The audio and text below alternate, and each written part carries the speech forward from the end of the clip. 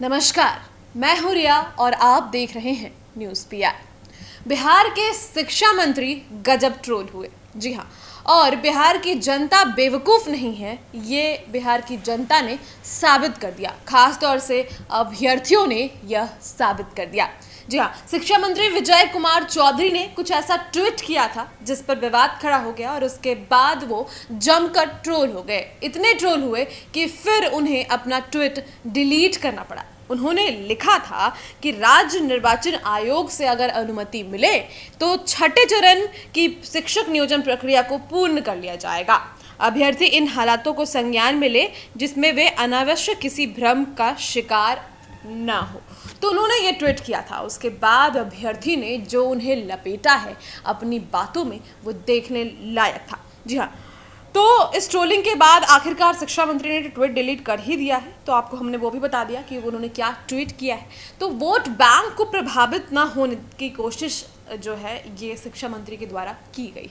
इस मामले में राजद प्रवक्ता के द्वारा भी बयान आया। उन्होंने कहा कि 15 अगस्त तक शिक्षकों को नियुक्ति पत्र दे दिया जाएगा। उसके बाद यह कहा गया कि अक्टूबर तक नियुक्ति प्रक्रिया शुरू कर दी जाएगी। अब सरकार कह रही है कि निर्वाचन आयोग से परमिशन ली जाएगी। उन्होंने यह भी कहा कि विधानसभा उपचुनाव में सरकार का वोट बैंक प्रभावित ना हो, इसलिए सरकार अभ्यर्थियों को भरमाने का काम कर रही है। अब नेता प्रतिपक्ष तेजस्वी यादव ही मुख्यमंत्री बनेंगे तो शिक्षकों की बहाली हो पाएगी, ये तो उनके द्वारा कहा गया।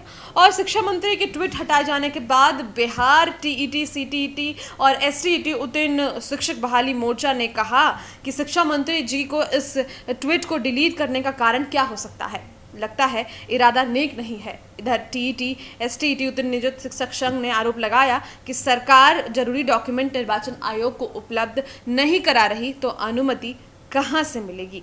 तो विभाग में जाने पर कहा जाता है कि उपचुनाव बाद नियोजन होगा। और यहाँ पे शिक्षा मंत्री कह रहे हैं कि अगर निर्वाचन आयोग परमिशन देगा तो हम शिक्षा मतलब प्रक्रिया जो है, वो नियोजन प्रक्रिया है, उसकी बहाली पहले कराएंगे। तो ये क्या करना चाह रहे हैं, ये कुछ समझ में नहीं आ रहा है। और आपको बता दें कि 2 राउंड की काउंसलिंग अभी तक पूरी हो चुकी है। इसके बाद ये ट्रोल हुए और इन्होंने अपना ट्वीट भी डिलीट कर दिया है। और उसके बाद जो सीटेट और एस्टेट संघ है, उन्होंने ट्वीट का इसके बारे में बताया भी कि आखिर उन्होंने ट्वीट क्यों डिलीट कर दिया। तो बिहार की जनता बेवकूफ़ नहीं बनने वाली शिक्षा मंत्री जी, अपने आप को आप खुद समझ लीजिए। और जो भी कुछ लिखते हैं वो कहीं ना कहीं रिकॉर्ड हो जाता है और इस प्रकार से वोट बैंक की राजनीति ना करें तो बेहतर होगा। फिलहाल इस खबर में इतना ही। और भी खबरों के लिए बने रहें हमारे साथ। शुक्रिया।